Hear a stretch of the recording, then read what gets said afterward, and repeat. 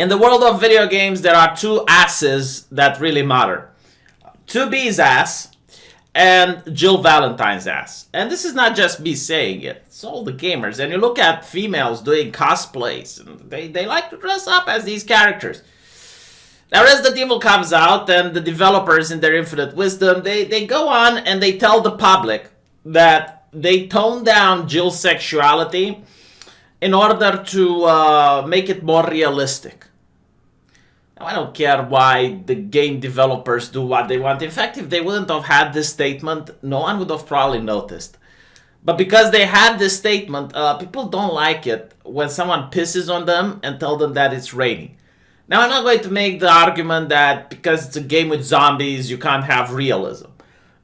I definitely think you can. Like, the sci-fi element, the fictional element, like the zombies and the virus, like, you can suspend your belief on that.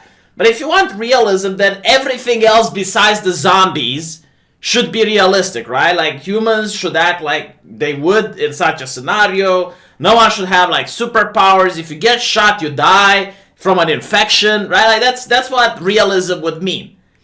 But when I played the game, and literally in the first seconds of the game, you drive a car off a roof, face down into the concrete, that is not realism.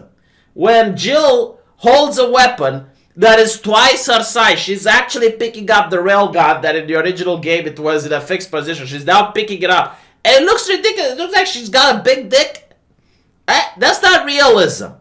When I see her running in a fiery hallway and none of her clothes catch fire, that is not realism. So let's cut the crap.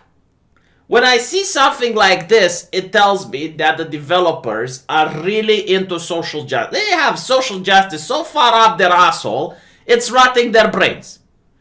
Now, people who are into social justice despise me. They really hate me. They hate me with a passion because I exist. They think that I'm some sort of necessary evil, that I'm like a little cash pig that needs to give them money so they can make more propaganda about how evil people like me are. And this is why I do not like them, just as they don't like me. And it's like a mutual disdain between the social justice activist and myself. So I like to call them out when I see them. Because again, like when someone decides to nerf the sexuality of a character just to make it more realist, that's a dog whistle. That is a left-leaning dog whistle. And I hear it. I'm like, whoop. Yeah, like... And I like to call it out. And the next step is going to be people getting banned on the forums, which, actually, never mind. We are already at that point. Like, a lot of people who are complaining about it, they're getting banned on the Steam forums. Right now, someone's getting banned on the Steam forum. And this is why, it's gut, woke, go broke. It's not the wokeness that causes the brokenness, necessarily. No, it's the disdain that the developer has towards the gamers. Because people into social justice despise gamers. I know they might say they don't, but you look at the reality. You go on Reset Era and find out for yourself. They hate gamers. They just do. So anyway, right, I want to show you something else that I found interesting. Now, there is this YouTuber, Vara Dark. Really poor Street Fighter 5 player. I have played her really poorly. She plays poorly. But she points out the fact that it's ridiculous. That Capcom lied and zombies died. They lied about two things, by the way. Number one is the AI from Nemesis. I guess I should make a video in the review and talk about it. And number two is apparently something that only a woman would notice, that Jill's original clothing has been changed from the original. And this is a valid criticism. Like, why lie? This is what I hate about social... Why do they have to lie? Just be honest about it. We decided to cover her up because we don't like tits in a video game. And I'll be like, mwah! At least you're honest. Like the virtual titty offensive. Fine. Perfect. But be honest. Like, realism. That's fun. Realism. Well, fuck off. You go to a nightclub. Anywhere around the Western world. Not in Islamic culture. But you go in a nightclub. You will see people that are dressed more skimpily clad than Jill. Okay? But anyway, right, that's not the issue. The issue is that she's pointing it out, and you have this e-girl going, all I read in that image is, wah, I can't perv her up skirt anymore, and I'm going to blame devs for cock-blocking me. So many entitled man babies in gaming. So this is like another thing that I hate about social justice activists. They completely ignore the fact that women exist that are having the same complaints. I mean, this is a female YouTuber. You can go to her channel. You can see her face. You can see the facial of her. She shows skin. And she's complaining about these things. But because they're into social justice, they have to stick with the narrative. It's like, oh, man babies complain. But like, let me show you why this is like just beyond hilarious. All right? And by the way, do not contact this person. She's talking about man babies and perverts, and she does this for a living.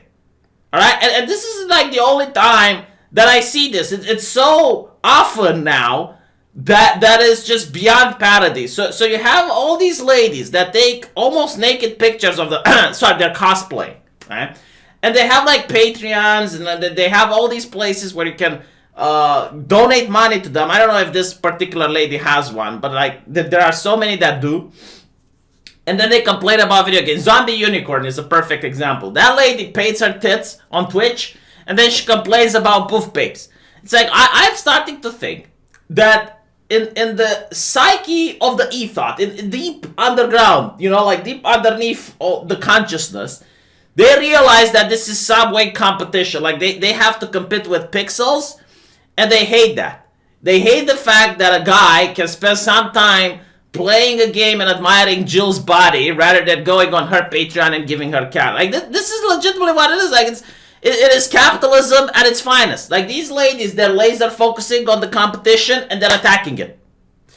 I don't know if they do it consciously or not, but they're doing it. And it's not like the first time I see it. Like, it's like after so many times, you see ETHOT after ETHOT after ETHOT. Now, of course, I did not decide to just make screenshots whenever I saw it, but like, you start to notice the pattern after a while. And secondly, like, I'm going to argue with the argument in order to demolish these people on internet forums that are really annoying, right? Like, you imagine a game like, I don't know, 2B, right? 2-based. And in the future, the developers decide to nerf for us, for realism or some shit, right? And this usually happens after massive pressure from Reset Era, like when they're not trying to bully game developers into suicide. This is what they're doing, they're trying to nerf asses and fiction. Like that is their issue, alright? Like, they cannot sleep at night knowing that there is a virtual ass somewhere and you might look at it. They want to come between you and the ass. So, usually after much pressure and after much convincing from the people on Reset Era, the developer is going to go like, whoa, like, this is what people want, less ass. Okay. And when less ass is given, a lot of people are going to complain on the forum because these games have two things. Sex and violence. Literally, that's it. That is like the core, the essence. If you remove one of them, people will complain. If you go into a game like Mortal Kombat and remove the violence, people will complain. If you go in a game like Resident Evil and you remove the violence, people will complain.